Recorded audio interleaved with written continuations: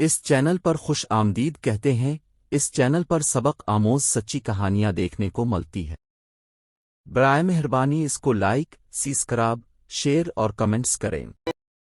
لالچ کا انجام۔ ہرے بھرے درخت برف باری کی وجہ سے سفید نظر آ رہے تھے۔ اس سردیوں کے دن تھے۔ برف باری ہوتے ہی جنگل میں سناٹا چھا گیا تھا۔ جن جانوروں نے سردی کی آمد سے پہلے ہی خوراک ذخیرہ کر لی تھی، وہ مزے سے گھر میں بیٹھ کر کھا پی رہے تھے۔ جنہوں نے کوئی انتظام نہیں کیا تھا، وہ سردی سے کانپتے ہوئے خوراک کی تلاش میں نکلے ہوئے تھے۔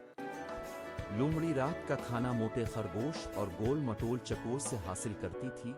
سردیوں کی آمد سے پہلے وہ روٹی کے ٹکڑے جمع کر لیتی، جو سردیوں کے دنوں میں اس وقت کام آتے جب کھانے کی کوئی چیز نہ ہوتی۔ ایک دن موٹا خرگوش اپنی نانی کے گھر گیا ہوا تھا اور چکور گھر پر نہیں تھا۔ اس رات لومڑی اور اس کے شوہر لومڑ نے رات کو باسی ٹکڑے کھائے۔ صبح سویرے لومڑی نے خوراک کی تلاش میں جنگل کا ایک چکر لگایا، لیکن کھانے کی کوئی چیز دستیاب نہ ہوئی۔ وہ ناکام واپس لوٹی تو اس کا بھوکا شوہر بڑی بے چینی سے اس کا انتظار کر رہا تھا۔ کچھ ملایا خالی ہاتھ لوٹ آئی ہو؟ اس نے بڑی بے صبری سے سوال کیا۔ لومڑی نے اپنے نکھٹو شوہر کو گھور کر دیکھا، پھر کہا، اس شدید سردی میں بھلا کیا مل سکتا ہے؟ تو کیا اب پھر باسی روٹی کے ٹکڑے کھانے پڑیں گے؟ لومڑ نے جھنجھلا کر کہا تو بھوری آنکھوں والی لومڑی کو اپنے کاہل شوہر پر غصہ آ گیا اور بولی، کام کے ناکاج کے دشمن اناج کے، کبھی خود بھی خوراک تلاش کر لیا کرو۔ یہ کہتے ہوئے لومڑی نے ڈبے میں روٹی کے باسی ٹکڑے نکالے اور لومڑ کے آگے رکھ کر بولی، جب تک خوراک کا بندوبست نہیں ہو جاتا ہمیں انہی ٹکڑوں پر گزارا کرنا ہوگا۔ یہ کہہ کر وہ روٹی کے ٹکڑے کھانے لگی۔ لومڑ نے ان ٹکڑوں کو دیکھتے ہوئے کہا، رات کو باسی ٹکڑے کھانے سے میرے دانتوں میں درد ہو رہا ہے۔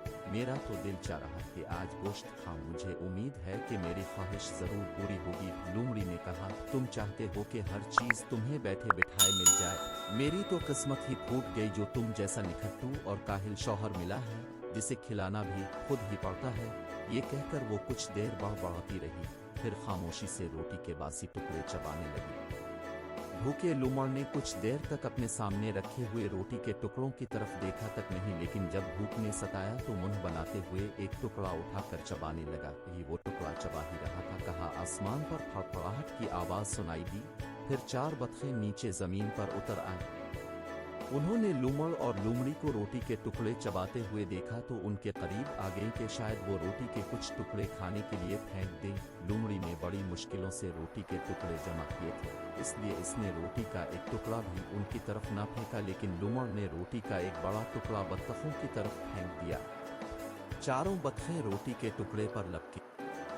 ان میں سے جو صحت مند بطخ تھی، اس نے روٹی کا ٹکڑا حاصل کر لیا اور دیکھتے ہی دیکھتے اسے ہڑپ کر گئی۔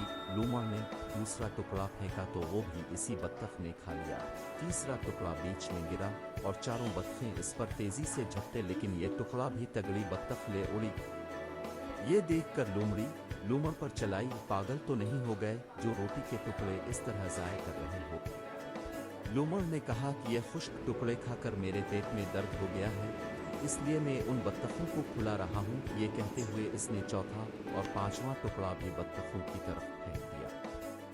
تگڑی بطخ یہ ٹکڑے بھی کھا گئی۔ اس کی ساتھی بطخوں نے احتجاج کیا تو اس نے ان کی خوب پٹائی کی۔ بطخ کی یہ حرکتیں دیکھ کر لومڑی نے کہا، کتنی لالچی ہے یہ بطخ، اپنی ساتھی بطخوں کا حصہ بھی کھا رہی ہے۔ لومڑ نے کوئی جواب نہیں دیا۔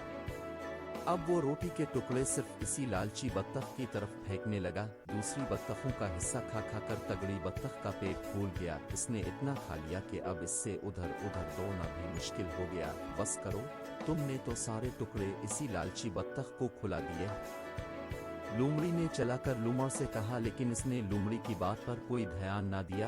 یہ دیکھ کر لومڑی بہت خفا ہوئی اور بڑبڑائی ہوئی اپنے بھٹ کے اندر چلی گئی۔ تگڑی بطخ ٹکڑوں کے لالچ میں لومڑ کے قریب آ چکی تھی۔ لومڑ بھی جان بوجھ کر ٹکڑے اپنے قریب گرا رہا تھا۔ جیسے ہی تگڑی بطخ تھوڑا سا قریب آئی، اس نے اچھل کر بطخ کو پکڑ لیا۔ اس نے بھاگنے کی کوشش کی لیکن اس سے بھاگا نہ گیا۔ یہ دیکھ کر دوسری بطخیں فوراً اڑ گئیں۔